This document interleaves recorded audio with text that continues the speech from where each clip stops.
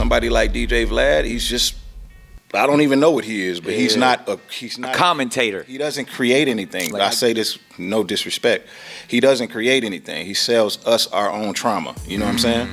So when I look at that, everything he's doing is built on the back of something. It's at the expense of something. Now you know they've been waiting for you to do something so they can get your ass out of there. The coach have been on your heels for a minute now. They already think you an informant. You trying to bait us. All the people that went to jail after they came on your show.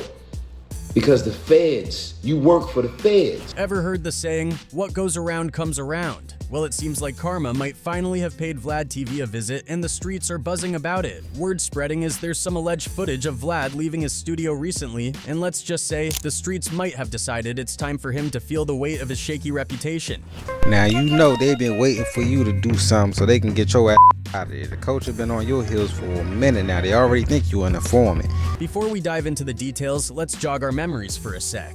Vlad has long been infamous in certain circles, especially in the streets. For years, rumors have swirled about him being a federal informant, and people are starting to notice an unsettling pattern. A suspicious number of rappers have ended up behind bars, sometimes just days after appearing on his show. All the people that went to jail after they came on your show.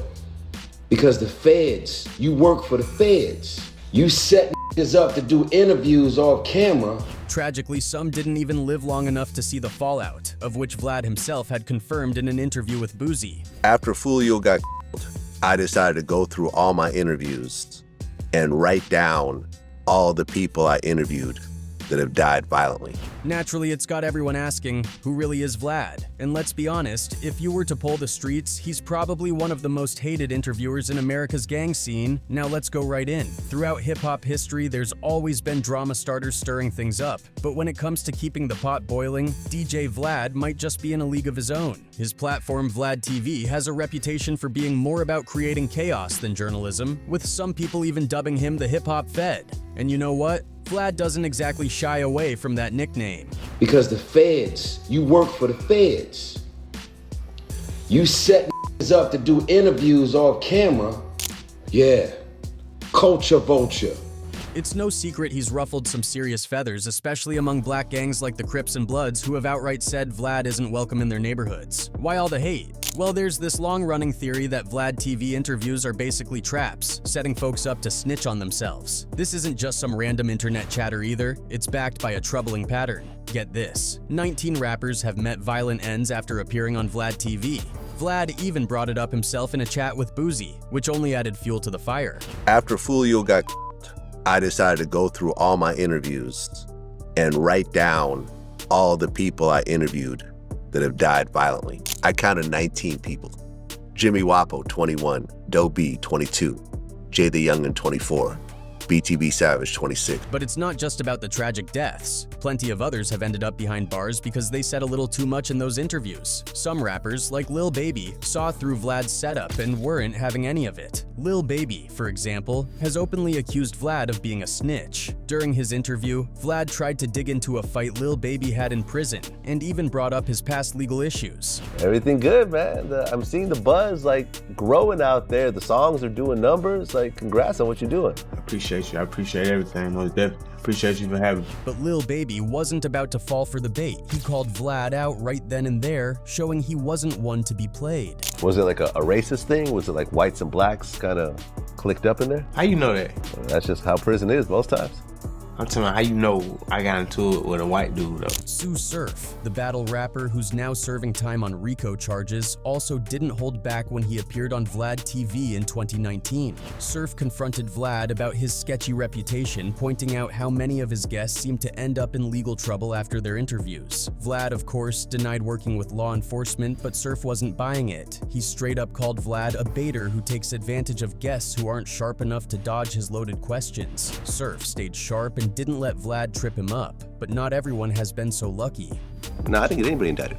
You got a couple niggas. I didn't get a single person indicted. Who did I get indicted? Who did I get indicted? I ain't about to open another indictment on who you indicted. It's bait. Like there's such thing as bait. You're a baiter. You feel me? Like you're a baiter. So you not. Of course you wouldn't take the bait for. You wouldn't say. Unfortunately, some artists have walked right into Vlad's traps, spilling way too much and landing themselves in hot water. It's got people wondering, is Vlad really just chasing views, or is there something more sinister at play? Either way, his interviews have sparked a lot of debates about whether he's helping tell hip-hop stories or just setting people up for failure. Take Lil Tim, for example. His recent visit to Vlad's studio felt like walking straight into a trap.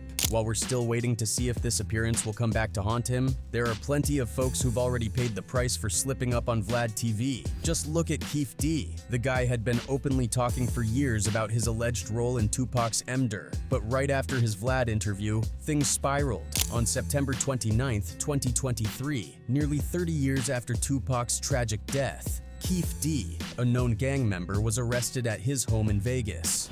It was the first and only time in my life that I could relate to the police command. Keep your hands where I could see them. Instead, Pac pulled out a strap. He was hit with charges of Emder with a deadly weapon, accused of acting in service of a criminal gang. It's wild to think how much his Vlad TV appearance might have contributed to that outcome. Then there's AR-AB. Back in October 2018, he and 8 others were hit with a huge indictment. The feds accused him of running a North Philly drug empire, moving major weight, and using upscale properties to protect the stash. In 2019, Arkansas, AB, whose real name is Abdul Ibrahim West, was found guilty on several counts of conspiracy and drug distribution. By April 2021, he got a jaw-dropping 45-year prison sentence. Some believe his Vlad TV interviews only added fuel to the fire, putting a spotlight on his alleged activities. I got an investment group.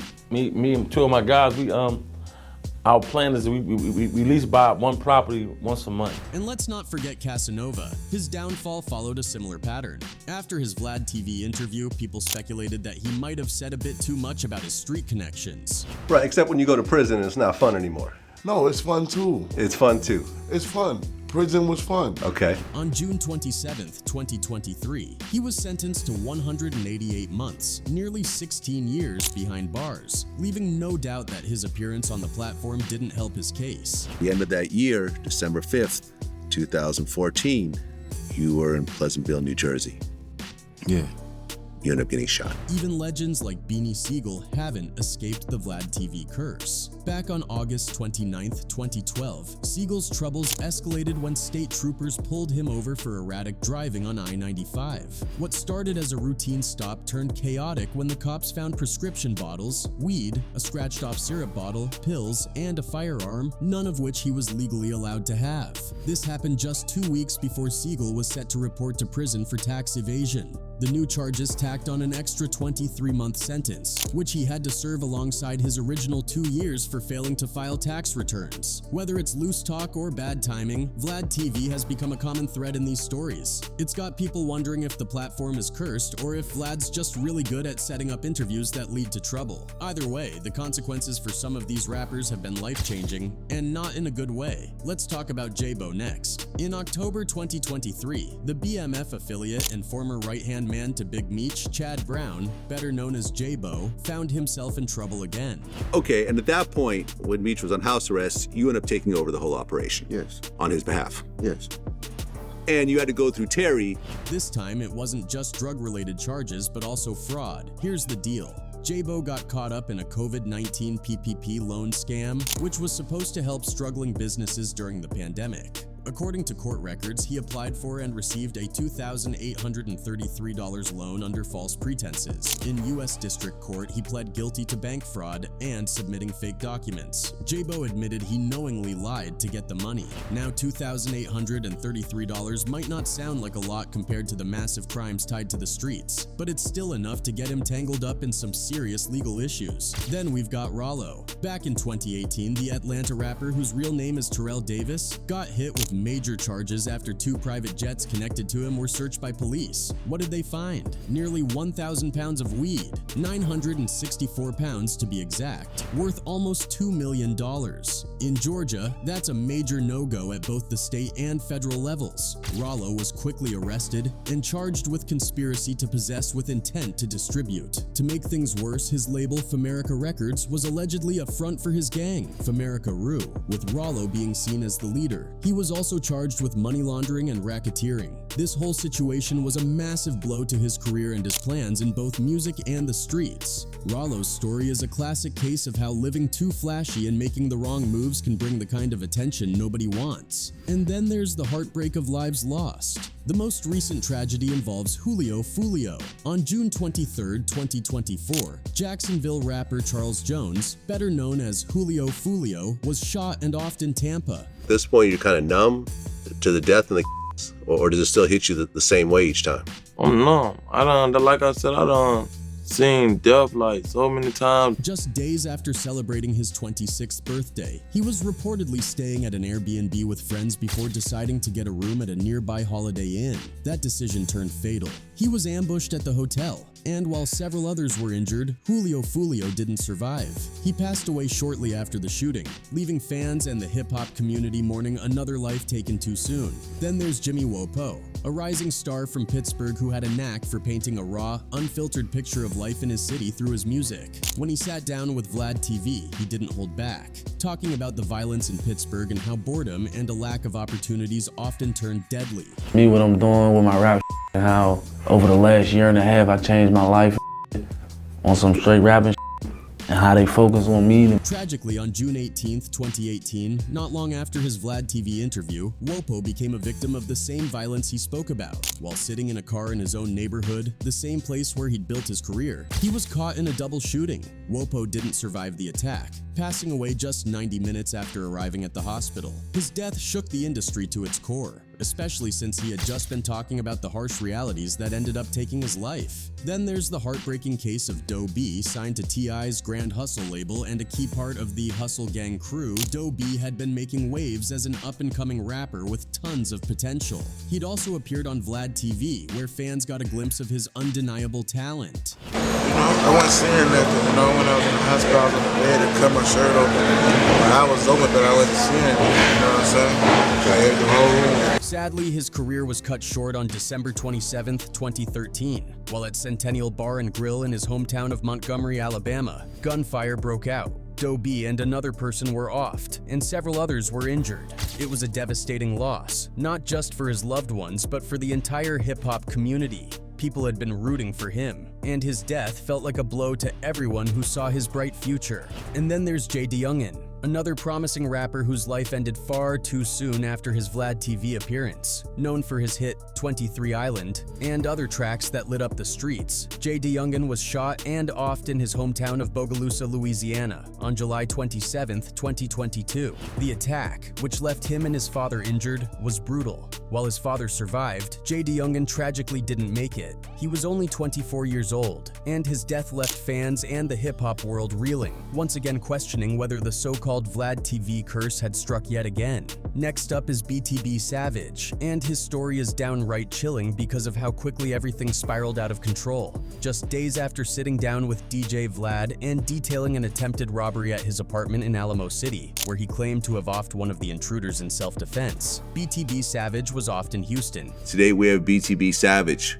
who was recently involved in a man in self-defense who tried to rob him at his home. Welcome to Vlad TV. It happened on Thursday, March 30th, 2023. He was sitting in his car in Houston's upscale River Oaks area when he was ambushed and gunned down around 6 p.m. The timing was eerie, coming so soon after his Vlad TV interview, and it left people wondering if that appearance made him a target. His story wasn't just about surviving a terrifying ordeal. It became a tragic example of how speaking out can sometimes bring even more danger. Then there's FBG Duck, another rapper whose life was brutally cut short after making waves for the wrong reasons. You feel that people want to leave. Mm-hmm.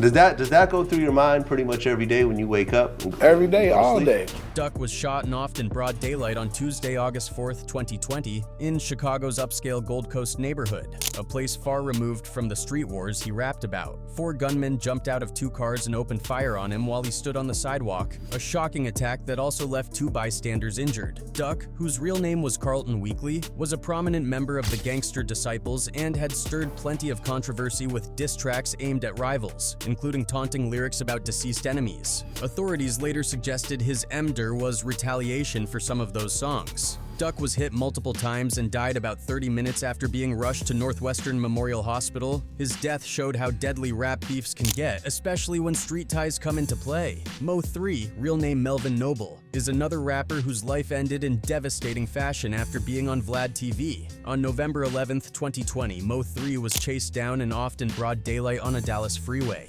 While driving on I-35, a black sedan pulled up, and the suspect, described as an adult black male, got out and approached him. Mo 3 tried to escape, jumping out of his car and running, but the gunman chased him down, firing multiple times and striking him fatally. He was rushed to the hospital but didn't survive. The attack, unfolding in broad daylight on a busy highway, shocked everyone. Mo 3 had been rising in Dallas's rap scene, but his life ended in a way that felt straight out of a crime thriller, leaving fans and friends mourning his potential. And then there's Draco, whose death was equally tragic, but in a completely different setting. Draco the Ruler. Yeah. Fresh out of jail. Fresh out. After doing 3 years. 3 years. Facing life. Draco was fatally stabbed on December 18, 2021, during the Once Upon a Time in LA concert at the Bank of California Stadium. The event was a huge deal, with heavyweights like Snoop Dogg, Ice Cube, and 50 Cent on the lineup. But before Draco could even hit the stage, chaos erupted. Paramedics arrived around 8:40 p.m. after reports of a stabbing, and Draco was rushed to the hospital in critical condition. Tragically, he didn't make it. The fact that his life was taken so violently at such a high-profile event left the hip-hop world in shock. His death wasn't just a loss to the rap game, but also a haunting reminder of how dangerous the industry can be, even in places meant for celebration. And then there's Takeoff, the quiet soul of Migos, whose untimely death on November 1st, 2022, outside a Houston bowling alley sent shockwaves through hip-hop. Proud I am of y'all and all the success and everything else like that. You know, I feel like I got to see it right before it happened. Appreciate it, man. Appreciate everything. Appreciate everything. Hard work pay off. What began as a low-key night with Quavo turned into chaos when shots rang out, tragically claiming Takeoff's life. His passing felt especially heartbreaking, as he was known for staying out of the drama, leaving fans mourning and grappling with yet another senseless loss in the industry. And right when the world was processing that heartbreak, we remember Chinx Drugz, a rising Queens talent whose promising journey was cut short on May 17, 2015. Gunned down in his Porsche, Chinx's death was a devastating reminder of how the streets often find their way back, no matter how far artists rise. His loss left a deep void in the New York rap scene and an ache for what could have been. Next, we remember Slim 400, a Compton rapper who truly represented his city in everything he did. On December 8, 2021, tragedy struck when Slim was shot in Inglewood, California. Despite efforts to save him, Slim passed away from his injuries, leaving the West Coast rap scene in shock. His death was another painful reminder of the violence that too often claims the lives of artists before their time. Then there's Nipsey Hussle, whose influence went far beyond music. He was a community leader, an entrepreneur, and a symbol of hope for many. Our generation, you know what I'm saying, was kind of responsible for like putting it on the map in terms of like hustling and business. On March 31st, 2019, Nipsey was tragically shot outside his Marathon clothing store in Los Angeles. The senseless violence that took his life left a massive void, not just in hip-hop, but in the hearts of all those who looked up to him. Nipsey was more than a rapper. He was a beacon of what's possible when you give back to your community and stay true to your roots. His loss hit hard, and the impact of his life is still felt today. The list sadly keeps going. Young Greatness, known for his hit Moolah, was another artist who had so much ahead of him. On October 29, 2018, he was tragically shot during a robbery attempt in New Orleans. He tried to run, even slipping out of his shoes, but the violence caught up with him, cutting his life short and reminding everyone that danger can follow even when you've made it out. Then there's Snooty Wild, a standout in Memphis rap, who was found with a gunshot wound in Houston on February 25, 2022. Known for his track Yayo, Snooty's loss felt as senseless as it was heartbreaking, leaving another void in the rap world. Finally, there's Young Dolph, a Memphis legend whose name still rings out as a symbol of independence and resilience. Like a lot of people watch the movie Boys in the Hood. Like I put on everything like that, how hood was for real, like growing up in the 90s. You know what I'm saying? On November 17, 2021, Dolph was visiting Makeda's Butter Cookies, a local shop he loved and supported, when gunmen ambushed him. He was off in broad daylight, and the city of Memphis hasn't been the same since. Dolph wasn't just a rapper, he was a force for good, someone who built others up and gave back to his community in ways that few could match. Losing him wasn't just losing an artist, it was losing a pillar of strength and hope. When you look at this heartbreaking list, it's impossible not to wonder what role Vlad TV interviews, or even the culture of airing out personal stories on public platforms, might play in some of these tragedies. The timing of these deaths, often following intimate interviews where artists open up about their lives, their enemies, and their struggles, feels too eerie to ignore. While street affiliations and unresolved beefs undoubtedly play a part, the added visibility and vulnerability from these interviews might just be tipping the scales in dangerous ways. It's unsettling to think about, but the connection feels too strong to dismiss. There you have it.